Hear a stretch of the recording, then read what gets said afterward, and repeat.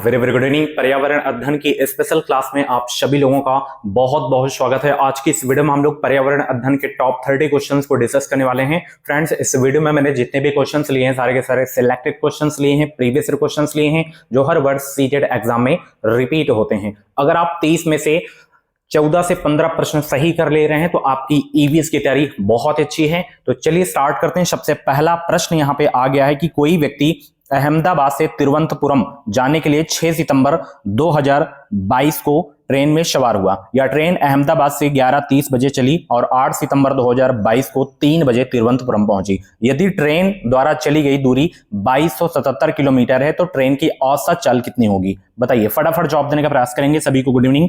Seated exam को पास करना है तो अभी कभी इस चैनल को आप लोग सब्सक्राइब करके साथ ही बेल आइकन को ऑल पे जरूर से जरूर प्रेस कर लेना ताकि जो भी अपडेट है, जो भी क्लासेस आए, नोटिफिकेशन आपको मिलता रहे। बताइए इसका करेक्ट आंसर क्या हो जाएगा? तो जितने भी लोग यहां पे 57.9 किलोमीटर पर आवर जवाब दे रहे हैं उनका आंसर बिल्कुल सही हो जाएगा। ठीक है ना? बस सीधे से यहां पे आपको टोटल निकालना है कितने घंटे ट्रेन चली, बस डिवाइड कर देना है। ठीक है ना? चलिए अगला प्रश्न यहां पे देख सकते हैं, बहुत अच्छा प्रश्न है, सिंपल सा है कि दृष्टि दोष से ग्रसित विद्यार्थियों के लिए ब्रेल लिपि को शैक्षिक सामान के रूप में प्रयोग किया जाता है। ब्रेल लिपि आधारित है कितने बिंदुओं पर? 4 बिंदुओं पर, 6 बिंदुओं पर, 8 बिंदुओं पर या 2 बिंदुओं पर? सभी को पता है, सिंपल सा क्वेश्चन है, 6 बिंदुओं पर है ना? ऑप्शन यहां पे आपका दूसरा आपका बिल्कुल करेक्ट हो जाएगा। चलिए अगला प्रश्न यहां पे देख सकते हैं कि बावड़ी का अर्थ क्या होता है? बताइए, बावड़ी का अर्थ क्या होता है? कुआं, सीढ़ीदार कुआं या तालाब या झरना? बताएंगे सब लोग, इसका करेक्ट आंसर क्या हो जाएगा?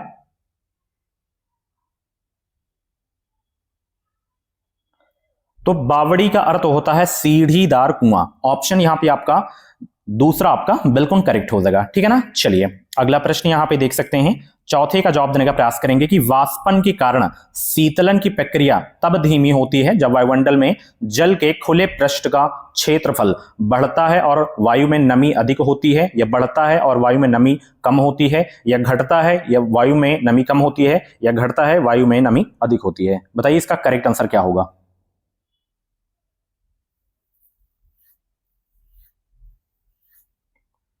वाष्पन के कारण शीतलन की प्रक्रिया तब धीमी होती है जब वायुमंडल में जल के खुले पृष्ठ का क्षेत्रफल घटता है और वायु में नमी अधिक होती है। तो ऑप्शन यहां पे आपका चौथा बिल्कुल करेक्ट हो जाएगा। ठीक है ना? चलिए बहुत अच्छे। अगला प्रश्न यहां पे देख सकते हैं, एक अध्यापिका विभिन्न सब्जियों को उनके खाने योग्य भागों के साथ दिखा रही हैं। लहसुन के लिए वह दिखाती हैं बल्ब, जड़, बीज, राइजोम। क्या होगा इसका करेक्ट आंसर? बताइए सब लोग।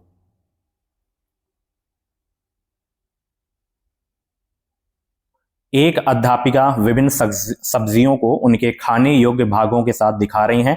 लहसुन के लिए वह दिखाती हैं,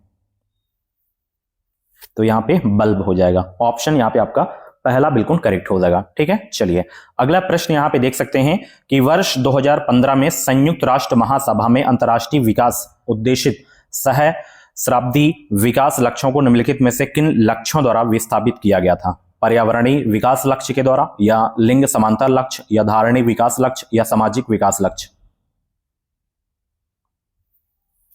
गुड इवनिंग सभी को। फटाफट वीडियो को लाइक कर दीजिए। और भी क्लासेस आपको प्लेलिस्ट में मिल जाएंगे तो एक बार प्लेलिस्ट आप जरूर से जरूर चेक कर लेना। तो यहां पे धारणीय विकास लक्ष्य हो जाएगा। ऑप्शन तीसरा आपका बिल्कुल करेक्ट हो जाएगा। अगला प्रश्न यहां पे देख सकते हैं, 7वें का जवाब देने का प्रयास करेंगे। निम्नलिखित में से किसके लिए पद तेल प्रयुक्त होता है? पेट्रोल और कच्चा तेल, डीजल और पेट्रोल, कच्चा तेल और डीजल, पेट्रोल, डीजल और कच्चा तेल? बताइए इसका करेक्ट आंसर क्या हो जाएगा? निम्नलिखित में से किसके लिए पद तेल प्रयुक्त होता है? ये पेट्रोल, डीजल और कच्चे तेल के लिए। ठीक है ना? तेल प्रयुक्त होता है। ऑप्शन चौथा बिल्कुल करेक्ट हो जाएगा। नेक्स्ट क्वेश्चन यहां पे देख सकते हैं, 8 का जवाब देने का प्रयास करेंगे। निम्नलिखित में से भारत के संघ शासित प्रदेशों का युगल चुनना है। नागालैंड और अरुणाचल प्रदेश, लक्षद्वीप और चंडीगढ़, दिल्ली और उत्तराखंड, लद्दाख और मिजोरम?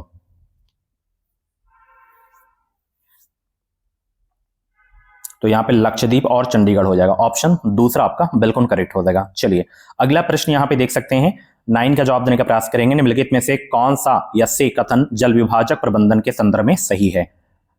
बताइए कौन सा सही इसमें?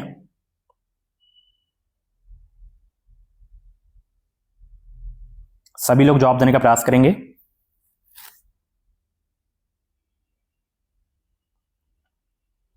तो इसमें बी वाले को छोड़कर सब सही है, ए सी डी, ठीक है ना। ऑप्शन दूसरा आपका बिल्कुल करेक्ट हो जाएगा। चलिए थोड़ा स्पीड में आप क्वेश्चन को करेंगे क्योंकि टाइम मैनेजमेंट बहुत जरूरी है, ठीक है। निम्नलिखित में से कौन सा भारत का राष्ट्रीय वृक्ष है? पीपल का वृक्ष, नीम का वृक्ष, बरगद का वृक्ष या कदम्ब का वृक्ष?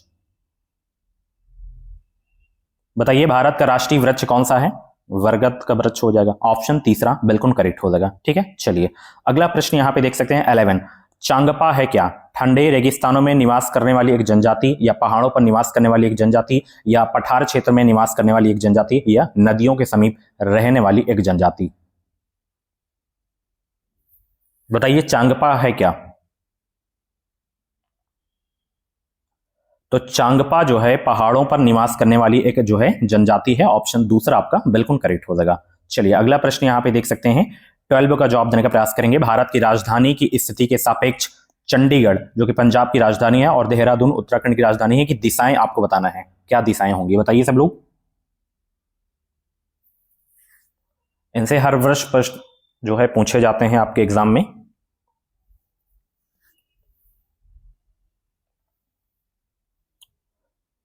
तो इनकी दिशाएं होंगी, क्या होंगी बताइए सब लोग। उत्तर पश्चिम और उत्तर पूर्व होगा, ठीक है। तीसरा ऑप्शन बिल्कुल करेक्ट हो जाएगा। चलिए अगला प्रश्न यहां पे देख सकते हैं महत्वपूर्ण कारक जो पदार्थ के दुरुपयोग में योगदान देता है। दुरुपयोग करने वाले का लिंग, या वे जिस क्षेत्र के रहने वाले हैं वहां तंबाकू उगाया जाता है, या अन्य परिवार के सदस्यों द्वारा पदार्थों का नियमित प्रयोग या उपयोग, या क्षेत्र की जलवायु की स्थिति? बताइए महत्वपूर्ण कारक जो पदार्थ के दुरुपयोग में योगदान देता है।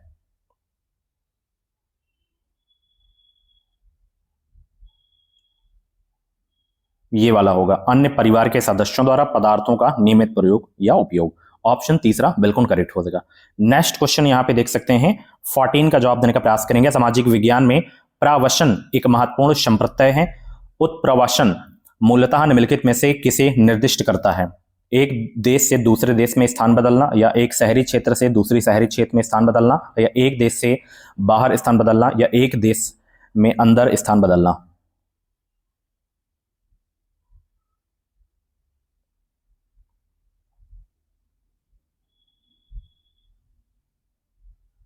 तो यहां पे तीसरा ऑप्शन बिल्कुल करेक्ट होगा, एक देश से बाहर स्थान बदलना। तीसरा ऑप्शन बिल्कुल करेक्ट हो जाएगा। चलिए अगला प्रश्न यहां पे देख सकते हैं वह स्थान जहां चांगपा अपनी भेड़ें व बकरियां रखते हैं कहलाता है क्या? रेबो, लेखा, सेट, पेन?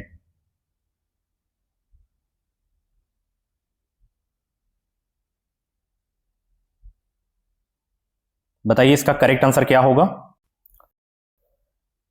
तो वह स्थान लेखा कहलाता है। ऑप्शन दूसरा आपका बिल्कुल करेक्ट हो जाएगा। चलिए अगला प्रश्न यहां पे देख सकते हैं 16। निम्नलिखित में से कौन से पद पर्यावरण अध्ययन शिक्षक की विशेषताओं की व्याख्या करते हैं? बताइए इसका करेक्ट आंसर क्या होगा।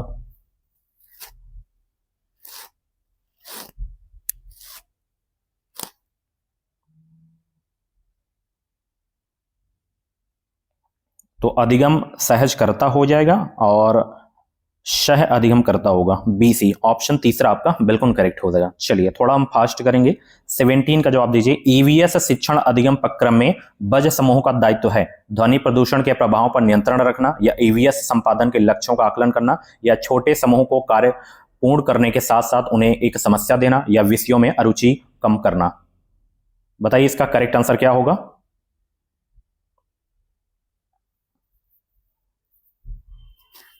ईवीएस शिक्षण अधिगम प्रक्रम में बच समूह का दायित्व है छोटे समूह को कार्य पूर्ण करने के साथ साथ उन्हें एक समस्या देना। ऑप्शन तीसरा बिल्कुल करेक्ट हो जाएगा। चलिए अगला प्रश्न यहां पे देख सकते हो, ये बहुत अच्छा प्रश्न है, बड़ा प्रश्न है थोड़ा सा, और जवाब देने का प्रयास करेंगे। जंगल भ्रमण के दौरान सीमा ने एक चमकीला रंगीन फूल वाला पौधा देखा। सीमा ने अपने अध्यापक से अनुरोध किया कि वे उसके बगीचे के लिए उस पौधे को उखाड़ें। अध्यापक ने उत्तर दिया, हर सुंदर फूल और पौधे को नहीं तोड़ा जाना चाहिए, यह एक दुर्लभ पौधा है, और अगर सभी विद्यार्थी जंगल से पौधे को तोड़ने लगे तो प्रजाति नष्ट हो सकती है। अध्यापक पर्यावरण अध्ययन शिक्षण के लिए निम्नलिखित में से किस उद्देश्य को पूर्ण करने का प्रयास कर रहा है? बताइए।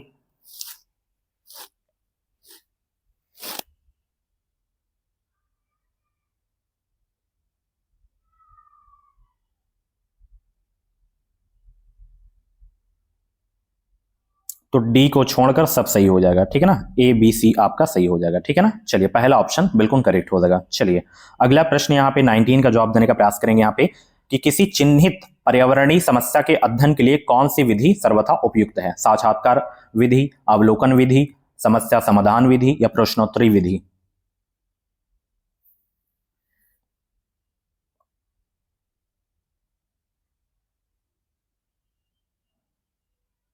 तो यहाँ पे समस्या समाधान विधि होगा, तीसरा ऑप्शन बिल्कुल करेक्ट। अगला प्रश्न यहाँ पे देख सकते हैं 20 का जवाब दीजिए। रेवती बच्चों को उनके द्वारा संकलित बीजों को लगाने के बारे में शिक्षित करना चाहती है। इसके लिए रेवती को निम्नलिखित में से किन संसाधनों का उपयोग करना चाहिए? सामुदायिक संसाधन, संस्थागत संसाधन, प्राकृतिक संसाधन या प्रौद्योगिकी संसाधन?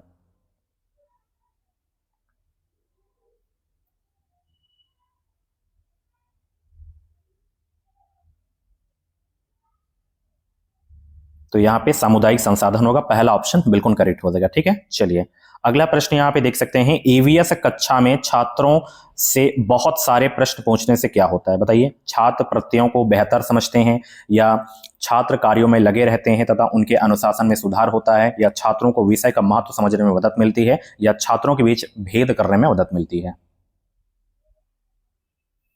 बताइए, ईवीएस कक्षा में छात्रों से बहुत सारे प्रश्न पूछने से क्या होता है?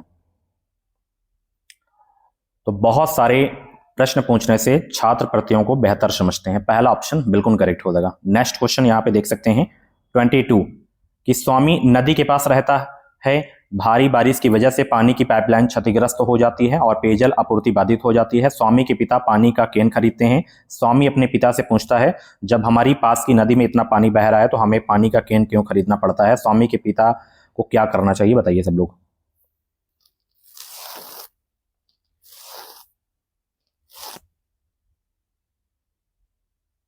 बताइए इसका करेक्ट आंसर क्या हो जाएगा?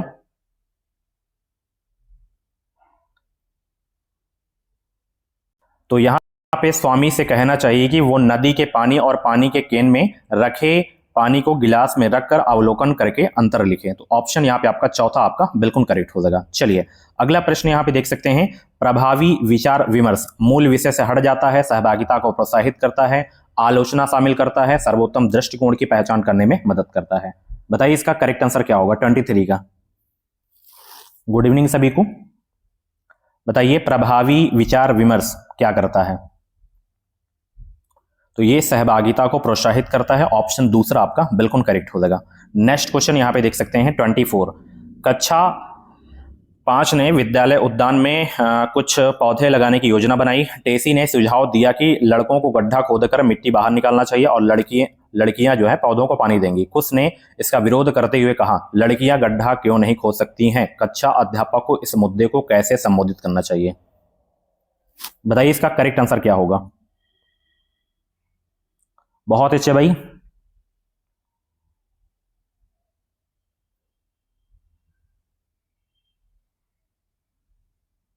तो यहां पे चौथा ऑप्शन बिल्कुल करेक्ट हो जाएगा।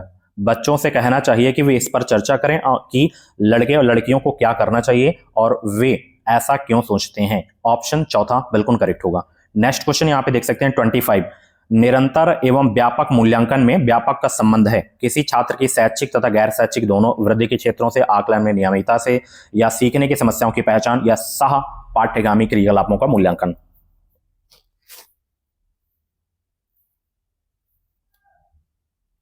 निरंतर एवं व्यापक मूल्यांकन में व्यापक का संबंध है किसी छात्र की शैक्षिक तथा गैर शैक्षिक दोनों वृद्धि के क्षेत्रों से, पहला ऑप्शन बिल्कुल करेक्ट। अगला प्रश्न यहां पे 26 का जवाब देने का प्रयास करेंगे। निम्नलिखित में से कौन से पर्यावरण अध्ययन के प्रक्रिया कौशल हैं? बताइए निम्नलिखित में से कौन से पर्यावरण अध्ययन के प्रक्रिया कौशल हैं?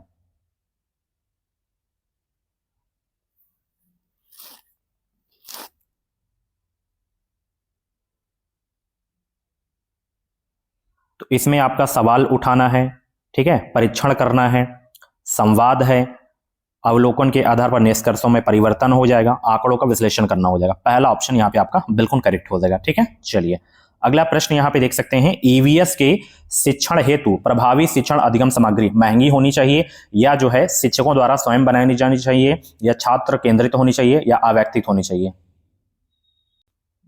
बताइए इसका करेक्ट आंसर क्या होगा?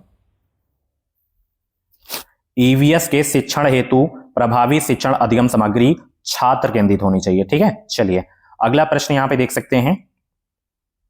अध्यापक ने विद्यार्थियों को बीज से पौधे कैसे उगते हैं पढ़ाने के लिए बीज लाने को कहा। सोहा और तारा अलग अलग आकार के सरसों के बीज लाई। सोहा के बीज तारा के बीजों से बड़े आकार के थे। अध्यापक ने विद्यार्थियों से पूछा कौन से बीज बड़े आकार के पौधे बनाएंगे, विद्यार्थियों की निम्नलिखित में से कौन सी प्रतिक्रिया उपयुक्त होगी, बताइए।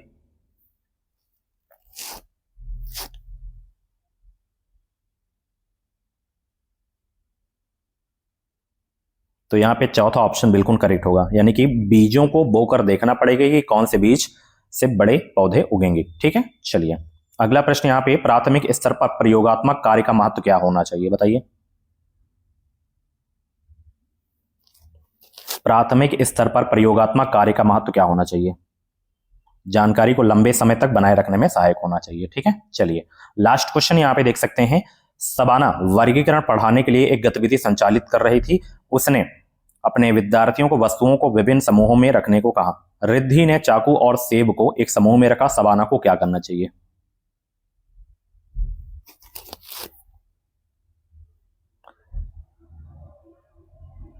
यहां जो है रिद्धि से कहना चाहिए कि वो यह समझाए कि उसने चाकू और सेब को एक समूह में क्यों रखा है। ठीक है, तो ऑप्शन चौथा बिल्कुल करेक्ट होगा। सो फ्रेंड्स, ये थे आपके ईवीएस के टॉप 30 क्वेश्चन। इन 30 क्वेश्चंस में से जितने भी क्वेश्चंस आपके करेक्ट हुए हो कमेंट बॉक्स में अपना रियल स्कोर आप लोग जरूर बताना। ऐसी ही डेली क्लासेस देखने के लिए चैनल को आप लोग सब्सक्राइब कर लीजिए, बेल आइकन को ऑल पे प्रेस कर लीजिए। कितने प्रश्न आपके सही हुए कमेंट बॉक्स में जरूर बताना। Thank you so much.